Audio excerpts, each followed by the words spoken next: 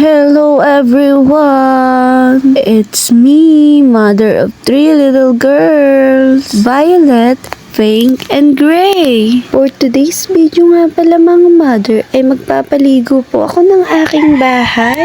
Charis lang po. Sa totoo lang po ay mag-general cleaning po ako ng aming bahay kasi naman po mga mother ay super kalat pa rin po talaga.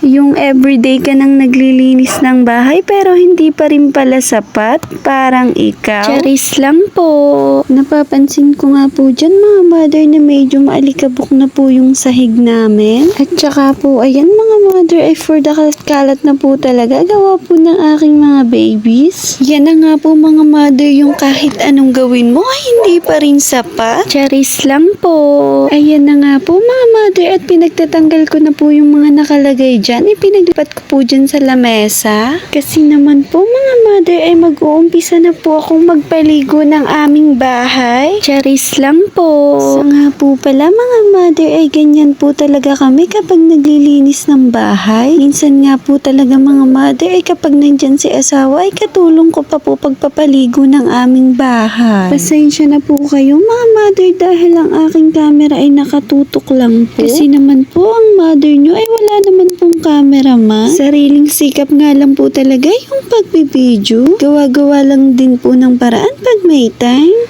Ayan nga po mga mother at nag-umpisa na ang mother nyo. Kaya naman po sa may gustong magpalinis ng bahay or magpapaligo ng bahay ay message nyo lang po ako mga mother. Charis lang po. Sa totoo nga lang po mga mother ay kapag ginagawa ko yung ganyan, yung paglilinis ng bahay ay sobrang sarap sa pakiramdam.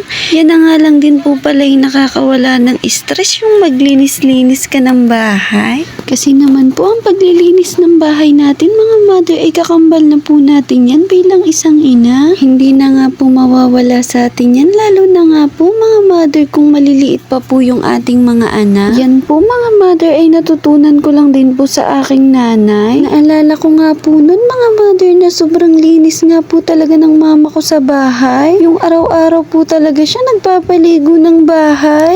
At ayan na nga po mga mother at nilagyan ko na nga po ng sabon ng aming sahig. At ayan po mga mother ay mag-uumpisa na po akong mag-brush. Sa nga po pala mga mother ay nandyan ang aking baby Gray. Si Ate Violet po kasi at saka si Ate Pinkish ay nasa school. Kaya naman po mga mother ay ang baby Gray ko lang po ang kasama ko dyan sa bahay. Ayan for the brush na nga po ang mother nyo. Ganyan nga po mga mother yung ginagawa ko para nga po mawala yung alikabok. Kasi naman po minsan ay humihiga po talaga kami sa sahig. Tsaka po madalas ay dyan po rin kami kumakain. Kaya naman po mga mother ay halos every week po talaga ako nagpapaligo ng bahay. Sa totoo lang po talaga kasi mga mother kapag gusto nyo po yung ginagawa nyo ay talagang masaya sa pakiramdam. Yung tipong wala kang pakialam sa sasabihin ng iba kasi naman gusto mo yung ginagawa mo. Kaya ikaw kung may gusto ka sa buhay gawin mo na. Hayaan mo lang kung sino yung mga taong hindi sumusuporta sa'yo. Hayaan mo balang araw at may iintindihan mo rin na tama na sinuportahan mo yung mga ginagawa mo. Saka ikaw, wag na wag kang susuko dahil lang sa mga sinasabi ng iba. Kasi sa totoong buhay lang na kahit anong gawin mo, may masasabi't masasabi sila sa'yo. Kaya naman ikaw, oo ikaw, patuloy ka lang. Wag na wag kang susuko ha. Kasi alam mo, may mga tao talaga na nandyan yung inaantay na magkamali ka. Kaya ikaw, laban lang. Kaya mo yan. Huwag kang susuko ha. Hanggang dito na lang po ang aming video. Maraming salamat po sa inyong walang sawang suporta at panunood.